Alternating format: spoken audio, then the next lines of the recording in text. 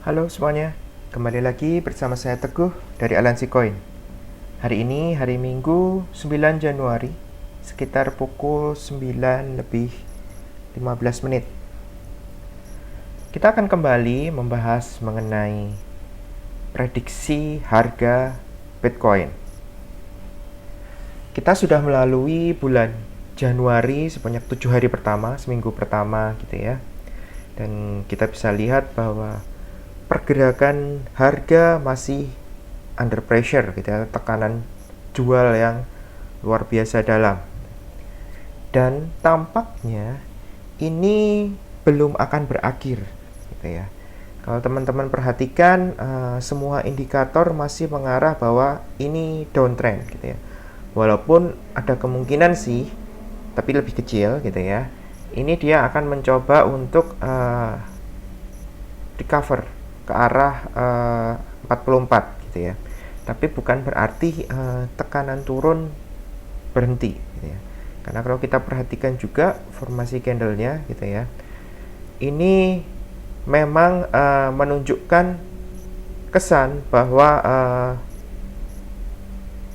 akan ada pola pembalikan gitu ya. Tapi pola pembalikan di sini ini menurut saya ini hanya untuk sementara, karena kalau kita perhatikan lagi di weekly-nya gitu ya, dia mencoba untuk menekan ke arah support yang ini gitu ya. Atau kalau di daily-nya kita bisa lihat itu gambar yang sama gitu ya, di support ini gitu ya. Jadi ini menjadi batas yang vital antara 40.000 ke bawah gitu ya. Apakah ini akan berhasil tertembus atau tidak? Menurut saya tidak akan terjadi dalam seminggu gitu.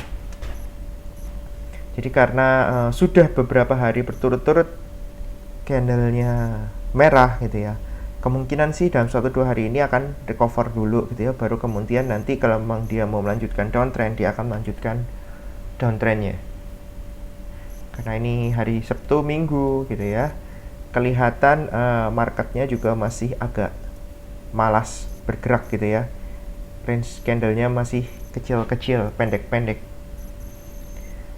Mungkin nanti setelah minggu kedua, ketiga, itu pergerakannya akan lebih panjang lagi.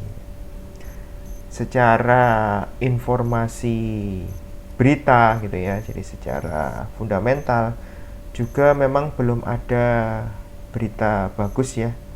Kita juga sempat mendengar berita bahwa ada shutdown massal untuk sejumlah miner Bitcoin di luar negeri gitu. Dan tentu itu juga berpengaruh terhadap pergerakan harga dari Bitcoin itu sendiri. Kenapa shutdown miner berpengaruh gitu ya? Karena shutdown miner ini sebenarnya juga akan mempengaruhi kecepatan kita saat mentransfer. Kalau teman-teman memahami blockchain gitu ya, teman-teman akan tahu bahwa cepat atau lambatnya proses transfer itu tergantung pada jumlah miner dan kecepatan dari miner-miner itu sendiri gitu ya. Jadi kalau minernya semakin sedikit, tentu saja kecepatannya akan berkurang. Tingkat keamanan tentu saja akan sedikit berkurang gitu ya. Kenapa saya katakan sedikit? Karena jumlah minernya masih puluhan ribu gitu ya. Artinya kalau kita mau melakukan sabotase, kita masih butuh 51%, ya itu tidak sedikit jumlah minernya gitu ya. Tidak bisa hanya sekedar 100 miner gitu ya, atau yang diiklankan oleh para influencer gitu ya. Oh, saya punya beberapa miner gitu ya, beberapa puluh miner gitu. Itu nggak berguna ya untuk mensabotase Bitcoin seperti itu.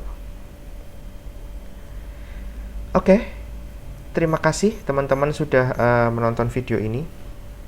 Kita mungkin video yang relatif pendek ya, tidak sepanjang biasanya, karena menurut saya juga tidak terlalu banyak yang dibahas.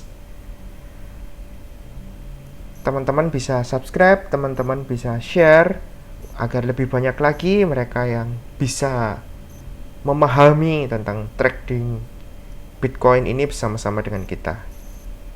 Oke, thank you. See you in next episode. Sukses selalu buat kita semua.